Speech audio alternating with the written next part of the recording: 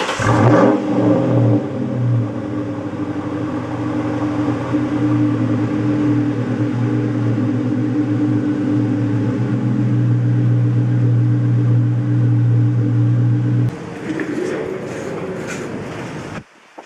going on? It is today, and today we're going to talk quickly about putting together a car audio system on a budget.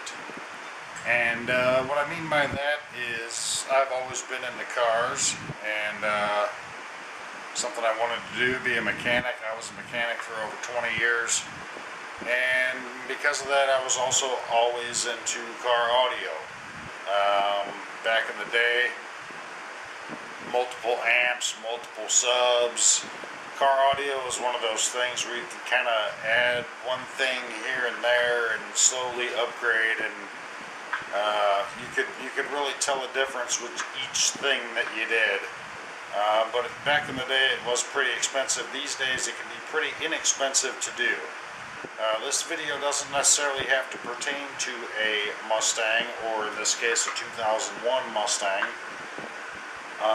But it's basically meant to give you an idea, help you think outside the box instead of doing the normal things that most people would do. So basically, in this case, if you are dealing with a Mustang or a Mustang GT like we have here, you have one of three systems going on. You either have the basic system that it came with, which was just 5x7s in the doors, 5x7s on the back deck, and just what they called a premium stereo with a CD deck. This had the area for a double din because it's a 2001. So you either had that, or you had the step up from there, which was the Mach 460, which had basically the same thing. Had some built-in amps. Well, I guess it wasn't the same thing. Had built-in amps, ran at different resistance, has some weird wiring thing going on, with some tweeters in the back alongside 5x7s and tweeters in the door. Anyway, if you don't have the Mach 460, you don't want to upgrade to the Mach 460. It is a real hassle. It's not that great. If you have a non-Mach 460 car, just put some aftermarket stuff in it and it's way better anyway. So the third thing you might have is, if you bought used, is a car that someone has already changed the stereo in, which would be a non-460 car, and that's what I had. So anyway, that's what we have here, is a non-Mach 460 car. Someone had changed the stereo in it, and they put this here in it, which basically at this point is just garbage. It worked. I didn't have a real problem with the stereo system. I'm not trying to have a bunch of subs or nothing like that. But the display didn't work on this, even though the stereo worked fine, the CD player worked and everything. There was no display. Garbage. So then the other problem that I had was one of the front speakers was rattling a little bit. So those were my main two issues right off the bat, and that's what made me decide that I needed to do some kind of upgrade just to alleviate those two situations. So basically, the best thing you can do is get some used stuff, which some people have mixed feelings about buying used electrical equipment or audio equipment or computers or whatever the case may be. You can still find good deals on good stuff if you make sure it works first. Sometimes taking your chances is worth it. Another good place to scour is the salvage yard, and you can find good deals there, which is partly where I got part of this system. So basically what I have here is has a dual double din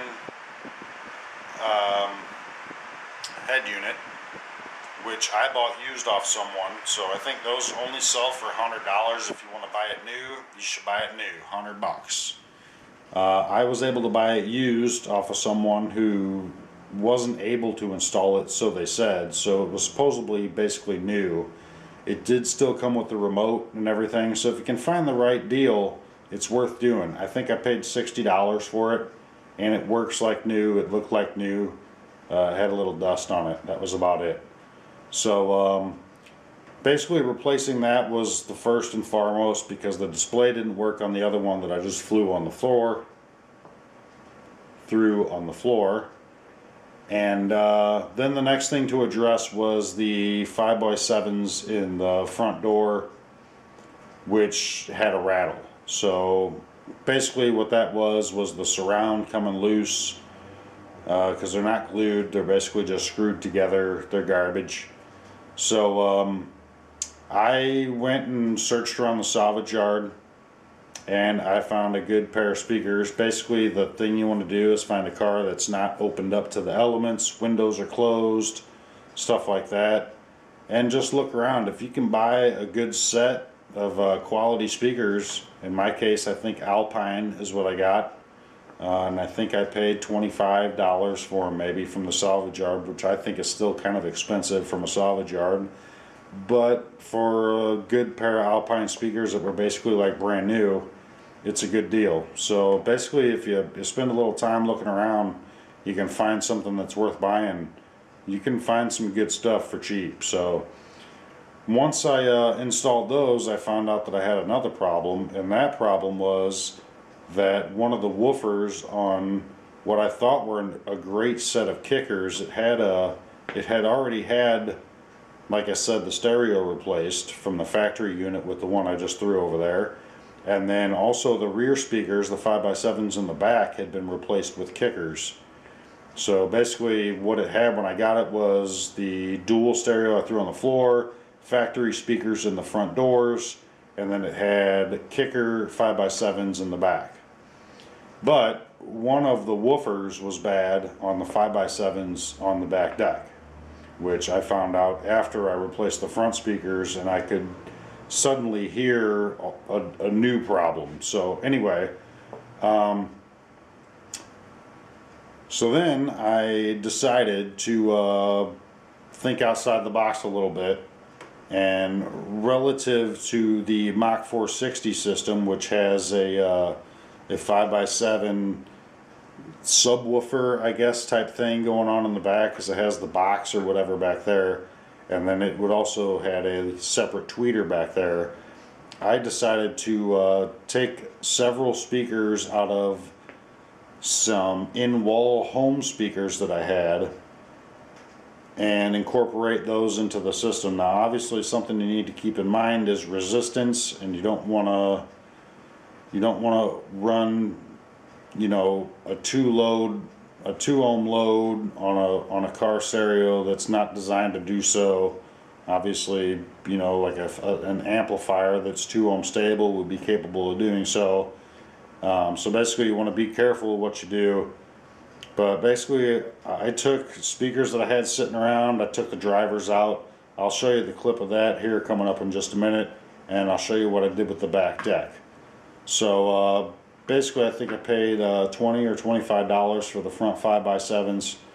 And then the only other thing I haven't mentioned yet is I was going to put the Mach 460 tweeters in the upper area behind the mirror, but I decided not to do that, and I just bought like $8, $10, whatever they were, tweeters from Walmart, and I can't remember the brand that they are, but the 5x7 Alpines already had tweeters in them.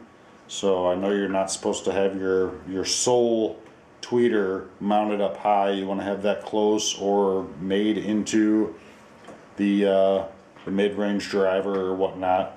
So as an extra tweeter, I added those, and it's a little too bright, but you're able to adjust the frequencies on the dual head unit. So there's an actual equalizer built in that you can adjust things. So that's able to help clean it up a little bit. So other than that, let's go ahead and I'll go to the other clip and I'll show you what I did on the rear area. And just keep in mind, we're no amplifiers involved here. We're just talking about the head unit, front 5x7 Alpines, those tweeters behind the mirror, and then what I'm going to show you I did right now on the rear deck. So there's really not much to see here. Basically you can see the double din dual stereo that I put in there, which has the 7-inch or whatever. You can watch DVDs and all that jazz, touchscreen, which is pretty cool for how cheap they are. I mean, that's an awesome deal. So up here there's nothing really to see. You got those Alpine 5x7s in the door here, and then those little tweeters, like I said, right here in the little panel behind the mirror. So that's it there, and then I'll show you the rear stuff. Alright, so real quick before I put this back in here, I want to show you real quick what I did to the deck here. And it's, well, basically you can see here you got your mids in the middle, and then we got the tweeter, one on each side there, and the drivers are mounted into the metal part of the deck of the car. So basically I wanted to show you this. It's a lot easier to lay this stuff out and cut it on the flip side. It makes things a little easier because you can kind of see what's where. So, you know, obviously the driver, which used to be a 5x7, is going to be here, and that's mounted in the car. And we got the little opening which is in the deck of the car back there, which is where the Mach 460 tweeter would be. So there's a hole right there in the metal, so we can easily get to that one. And there's also a hole here and here, which is where we put these little mids. And then there's obviously the other driver here where the 5x7 was at, and then we got the other tweeter over here. We like I might tell you, we stole these caps or these inline filters here and soldered those all up, hot glued them to the back of the tweeter. We stole those off of the Kicker 5x7s that used to be in there. Basically one of these was bad, which I might end up telling you only the tweeter part was working, so we stole the filters off of there for the tweeter, and we soldered those on there so we wouldn't have any issues there. So just wanted to show you that real quick before we stick this back in, and then we're going to get all this stuff wired up, and basically we're still wire it to where we're running 4 ohm, and it's going to be awesome. Alright, so now with the rear deck in there, you can hopefully see, I don't know how good the light is, I got that light over there, it's just probably making it worse, but you can see I got my main leads here and here, and you can see the big drivers I got here, which are in the 5x7 spots, and then I got all these wires hanging down, so you can see the tweeters come right through what would have been the tweeter spot for the Mach 460. You got the little mid-range coming down through these other spots here because I put them in those perforated spots on the deck piece, and then you got the other tweeter over here. So basically I'm just going to get all those wired up, and we'll double check to make sure we're keeping things within the 4 ohm range, and then we'll go from there. It should be interesting.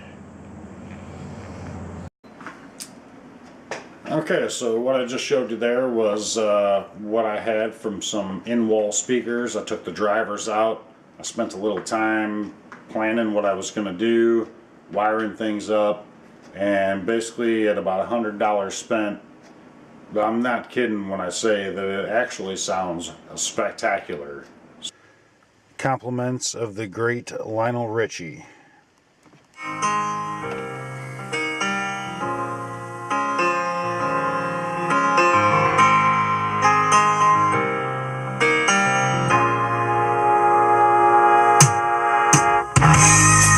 Sounds funny, but I just can't stand the pain.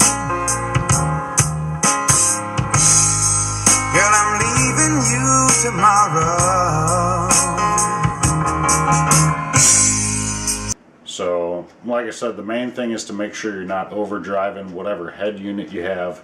You don't want to run super low ohms or resistance. It'll wear out your equipment fast. It'll overheat it. And one of the other things you don't want to do is underpower a speaker, obviously, or maybe not obviously. Underpowering a speaker will blow it faster than overpowering it. Well, I mean, I guess that's probably a controversial thing to say, but at any rate, just wanted to share quickly what I did, maybe give you some ideas. I don't by any means think that what I did is what you should do, and like I said, you could do different things depending on different vehicles, will give you different locations to work with. So that's just what I did, and I thought it might give you some ideas, so that's it.